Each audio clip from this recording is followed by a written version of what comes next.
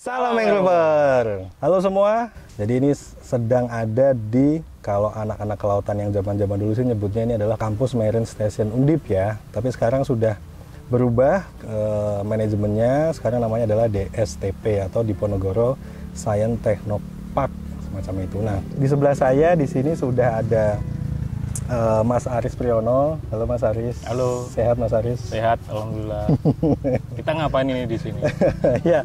Jadi agenda di video kali ini ya, kita akan membahas beberapa hal yang mana tentu nanti pasti akan banyak mengenai pembahasan bagaimana sih Mecok ini bisa terbentuk gitu. Karena kebetulan ini Mas Aris adalah salah satu foundernya atau yang mengawalinya pada saat itu untuk mengembangkan kawasan mangrove yang ada di kampus Undip ini semacam itu. Di desa Teluk Awur ya? Di desa Teluk Awur Jepara. Nah nanti teman-teman akan lihat, ini adalah footage-footage atau foto-foto ketika dulu kawasan ini masih belum banyak ya, belum banyak mangrove-nya. Ini ada fotonya. Kemudian nanti mungkin Mas Arief bisa bercerita dari awal sih, yang menginisiasi, kemudian kenapa bisa tergerak untuk menanam, kemudian akhirnya bisa konsisten, terus program awalnya itu dari tahun berapa, dengan siapa, dan seterusnya. Dan akhirnya sampai sekarang sudah ada 33 lebih jenis spesies mangrove mulai dari mayor, minor, dan asosiasi yang ada di kawasan Mecok ini. Dan ini sangat potensial sekali untuk dikembangkan. Oleh karena itu juga hari ini mulai dilakukan kegiatan pembangunan untuk trekking mangrove yang ada di sini. Oke, kita balik ke topik. Mas Aris mungkin bisa sharing ya. Ini gambarnya yang dulu seperti ini, ya. Kemudian yang sekarang seperti ini gambarnya. Nah, gimana tuh prosesnya ketika dulu Mas Aris mengawalinya? Ya awalnya ini dulu ini dulu sebenarnya gersang ya teman-teman ya. Ini dulu gersang sekali, jadi terutama bagi teman-teman angkatan 98, 97, 96, 95. Ini Mas Aris sebulan angkatan? Saya angkatan 98 ya. 2000 itu kan dulu terutama ilmu kelautan ya, ilmu kelautan yang kuliah di sini dulu itu pasti tahulah kondisinya. Jadi di samping kiri saya ini kampus ya, ilmu kelautan. Di depan saya nih kampus. Nah, yang di kanannya ini mangrove-nya. Nah, dulu mangrove-nya ini nggak ada ya. Nggak ada itu dalam arti seperti ini ya, lahan terbuka gitu loh. Lahan terbuka itu, dan yang ada mangrove-nya itu hanya di sekitar pesisir pantai. Dan itu dulu sebelum teman-teman 98 itu dulu sudah ada dosen yang mengawali sih penanaman. Itu sudah tinggi. Terus habis itu mulai Kesemat yang di awal 2001 berdiri, kemudian mulai 2002 2003 mulai proses penanaman mangrove-nya itu dengan program Mangrove Replan yang pertama kali. Itu kebetulan lumayan masif sih programnya, artinya setiap tahun itu Kesemat selalu melakukan upaya rehabilitasi mangrove dengan menanam banyak jenis dan lumayan banyak juga bibitnya. Dan alhamdulillah dari tahun ke tahun itu selalu dilakukan program penanaman di Mecok ini. Nanti bisa kita lihat ya, dari tahun 2001, 2, 3 sampai 2002 itu 2022 ini sekarang itu perkembangannya seperti apa bisa dilihat nanti di footage-nya.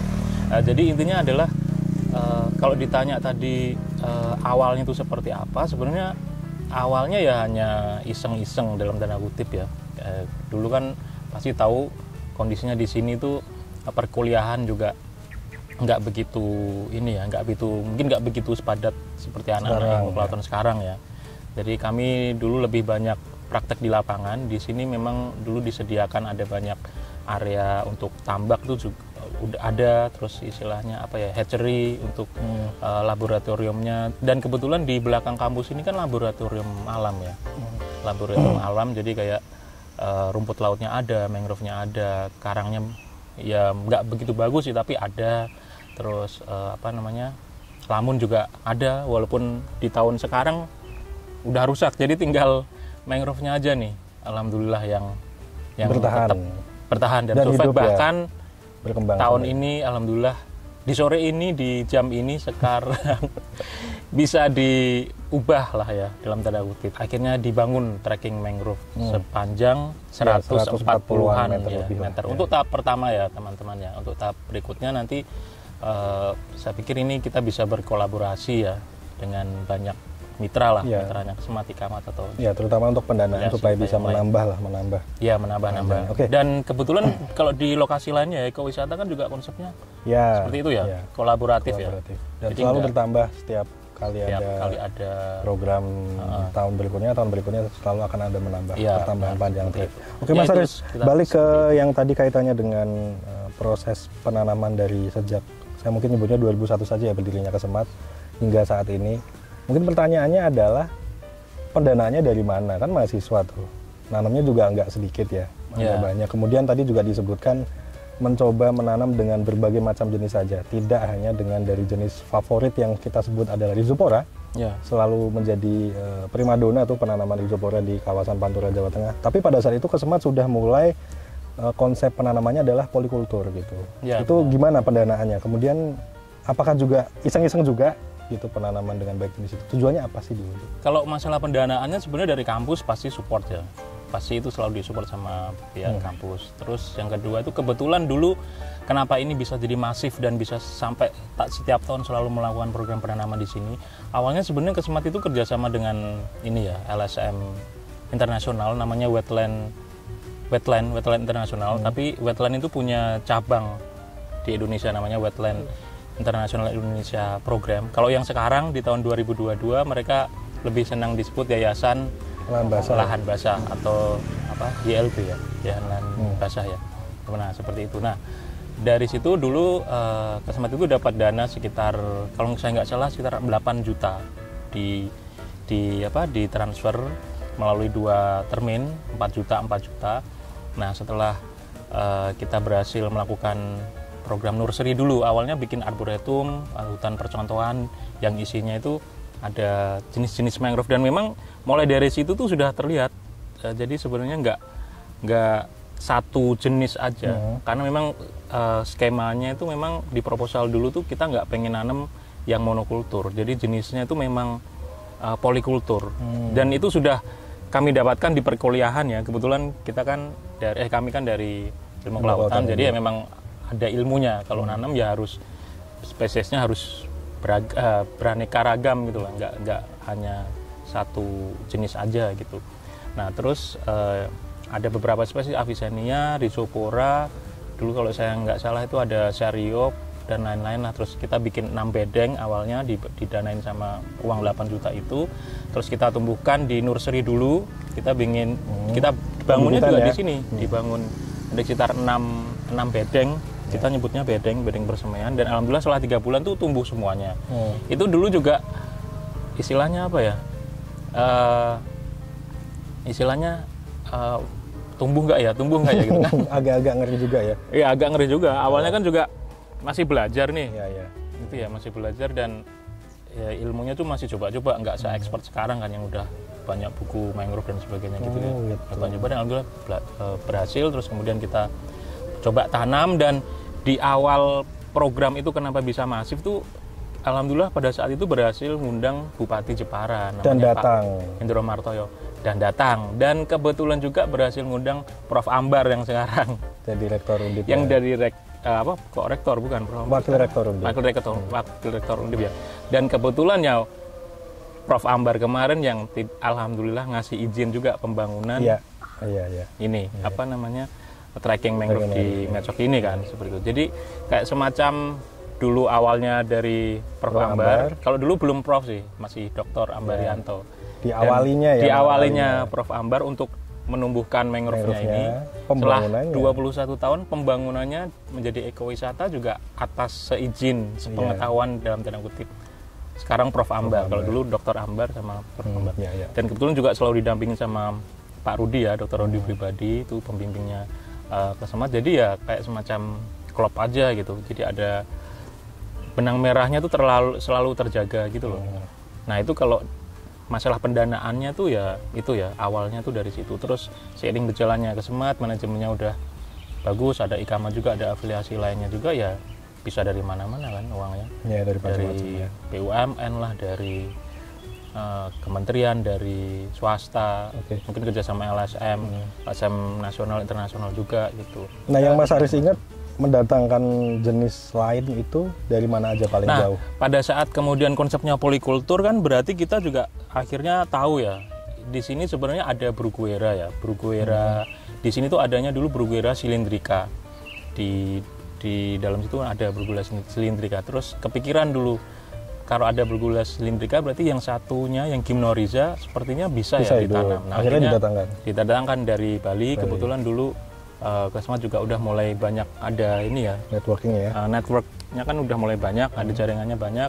Kita diundang ke Bali terus iseng-iseng ngambil bibit-bibit dari Bali ditumbuhkan di sini, ternyata tumbuh. Terus dari Cilacap ditumbuhkan lagi yang jenis lainnya, ternyata tumbuh dan sebagainya. Klop akhirnya ada sekitar 33 spesies kemarin ya. Dan kita juga sudah membuat bukunya kalau mau bisa dibeli di Mangrove Data. Dibeli di Mangrove Data. Itu apa judulnya, Mas Yanis? Komposisi mangrove di Teluk Awur Jepara. Di Teluk Awur Jepara, dan itu bisa dijadikan studi literasi juga sebagai literatur riset juga kalau mau teman-teman riset di sini. Jadi harapannya juga ya nanti kalau wisatanya udah berkembang, enggak hanya untuk wisata dalam tanda kutip menikmati keindahan mangrove-nya, tapi juga di sini sebenarnya konsepnya tuh lebih kepada wisata edukasi sih ya. Yeah. Jadi bukan wisata visual yang dibangun sama manusia, tapi lebih kepada wisata visual yang dibangun oleh murni alamnya. Seperti itu. Ya. Oke. Dan kaitannya dengan penanaman mangrove dengan berbagai macam jenis ya, yang didatangkan dari luar kota Jepara, pasti juga banyak yang gagal ya Mas Aris ya. Saya sendiri juga punya pengalaman ketika itu mencoba membawa buah mangrove jenis Bruguera parviflora dari Kalimantan Utara, dari Tarakan tepatnya. Itu saya ada buahnya, kemudian coba dibawa pulang ke kota Jepara dan coba tanam, dan ternyata mati, tidak tumbuh. Nggak bisa ya.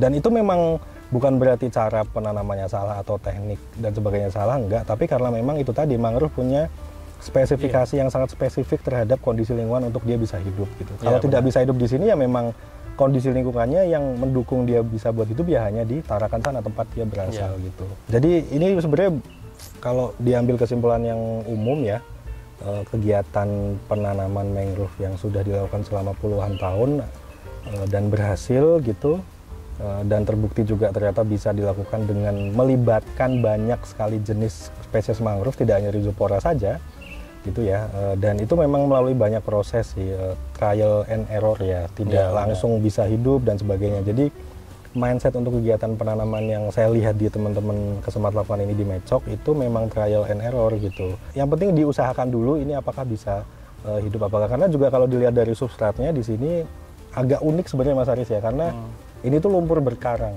Karang berlumpur apa lumpur berkarang nyebutnya ya? Jadi pokoknya lumpur lapisan berkarang. Lumpur berkarang ya. Jadi atasnya tuh lumpur, tapi bawahnya tuh karang gitu. Bawahnya karang, dan saya pernah masuk ketika penanaman itu memang nggak pakai alas kaki ya. Itu nggak safety, tapi nggak pakai alas kaki masuk itu memang menginjak, kerasa banget sih karangnya gitu, tajam-tajam gitu. Tapi di atas lumpur, dan Rhizopora bisa hidup dan jenis lain juga bisa hidup gitu. Jadi memang nggak bisa menjustifikasi secara spesifik di sini nggak bisa dan di sini bisa, tapi perlu dicoba dulu sebenarnya. Nanti alamnya akan menyesuaikan. Saya yakin juga dulu ketika belum mangrove-nya tumbuh dengan baik seperti sekarang ini, tinggi-tinggi dan sebagainya, pasti substratnya juga nggak sebanyak sekarang kan. Substratnya dulu terbatas, kemudian ada inlet outletnya juga sekarang lebih terjaga gitu, inlet outletnya gitu. Jadi uniknya kalau di sini tuh sebenarnya ya tadi ya seperti yang saya ceritakan tadi, yang awalnya itu sebenarnya ini kan project dari Kesemat sama teman-teman wetland itu ya. Itu kan sebenarnya sempat was-was ini awalnya tuh. Ini hidup nggak ya gitu. Tapi setelah kita belajar mangrove itu ternyata ya memang lokasi Mecok ini ya pasti kalau dilakukan program penanaman di sini tuh pasti sampai 90% pasti hidup.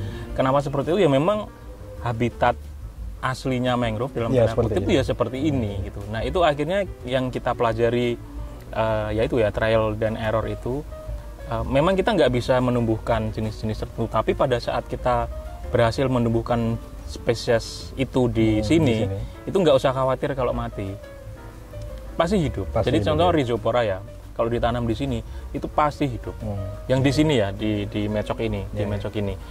Ya entah kenapa bisa seperti itu ya karena lokasinya tuh terlindung dan pencemarannya juga bisa dibilang nggak ada sih. Bisa dibilang nggak ada pada saat gitu. itu ya. Dan memang terlindung terus dari arusnya, gelombangnya itu kan juga cenderung tenang ya. Ya memang yang disukai. Apalagi kalau secara ya landscape kita lihat di Citra, kawasan pesisirnya itu menghadap ke barat ya, bukan ke utara. Kalau di Teluk Awur ini dia menghadap ke barat, bener kan? Ya kan? Jadi nggak langsung berhadapan dengan Laut Jawa, dan jadi arusnya bisa lebih tanda kutip terkendali dan terlindung itu tadi gitu ya, terlalu besar. Karena kendala atau kesulitan mangrove untuk hidup di kawasan Pantura itu yang paling utama adalah ketika dia berhadapan langsung dengan laut gitu. Kalau ketemu dengan gelombang yang besar itu bisa dipastikan dia akan sulit untuk kelulus hidupannya tinggi. Ada yang hidup tapi nggak setinggi di. Ya, makanya juga ya alhamdulillah juga ya pada saat kami melakukan program penanaman di sini itu juga ketolong sama kondisi lingkungannya gitu.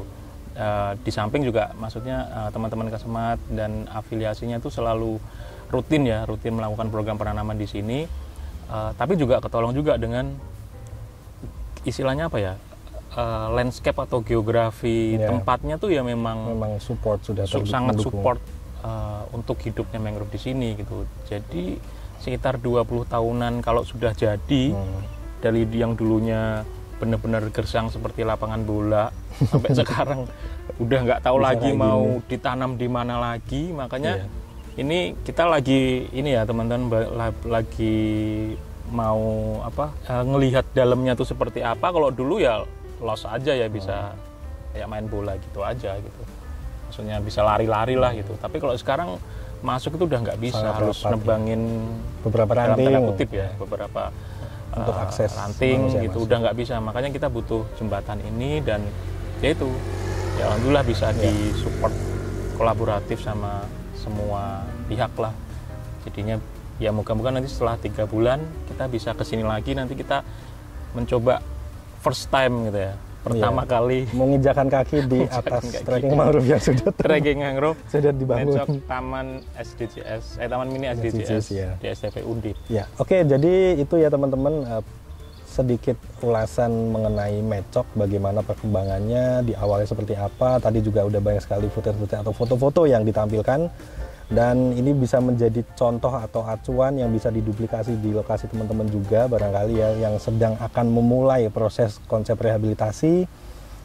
Kemudian nanti apabila teman-teman ingin lebih jauh ya berdiskusi mengenai pengalaman teman-teman Kesemat dalam mengembangkan Mecok ini, silahkan bisa langsung komen aja di bawah atau bisa langsung kontak di adminnya Kesemat ataupun Ikamat semacam itu. Dan selamat juga saya ucapkan kepada, ini sebenarnya untuk semua alumni Kesemat sih ya. Dan nggak hanya alumni Kesemat ya, semua mahasiswa ilmu kelautan dan oceanografi Undip ya. Dan teman-teman yang sudah ikut terutama acara-acara Kesemat yang mangrove plan, betul juga. Peserta-pesertanya kan ada banyak ya. Dan mitra-mitranya Kesemat yang dan Ikamat juga yang istilahnya sudah support melakukan program penanaman di sini. Ada dari Pemkab Jepara, ada dari mana-mana lah, macam-macam lah ya, swasta, BUMN, pemerintah sudah pernah. Ya, teman-teman jika peneliti-peneliti dalam dan luar negeri juga sudah ada di sini.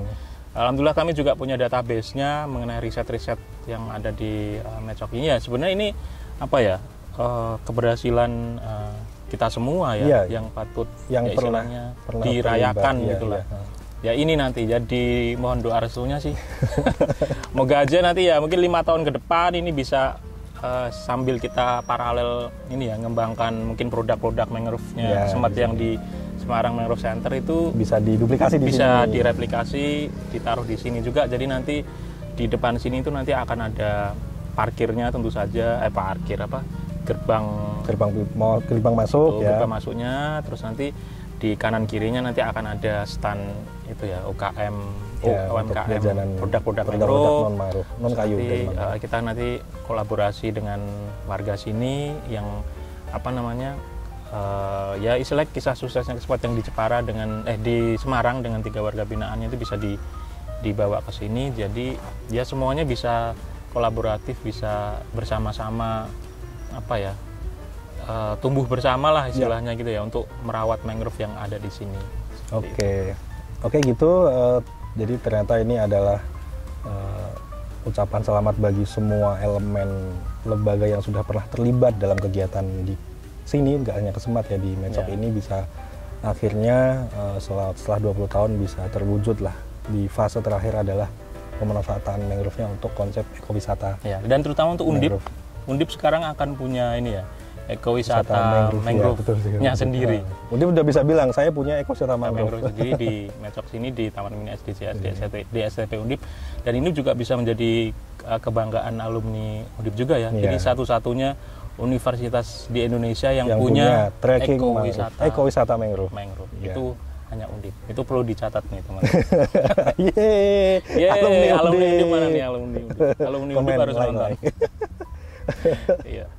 Oke gitu teman-teman, terima kasih. Saya kira cukup video kali ini. Mudah-mudahan bisa memberikan gambaran umum mengenai aktivitas yang sudah dijelaskan tadi, dan semoga bisa bermanfaat. Dan nanti kalau udah jadi, silahkan bisa langsung mampir. Kita nanti pasti akan menginformasikan kapan udah bisa mulai dikunjungi dan sebagainya. Ya, teman-teman mangrover seluruh Indonesia atau mungkin bahkan seluruh dunia nanti ke sini ya.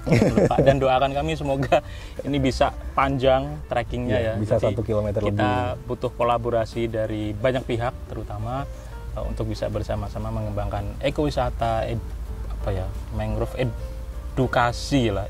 Oke, sampai jumpa. Terima kasih. Salam mangrover. Oke. Semangat mangrover.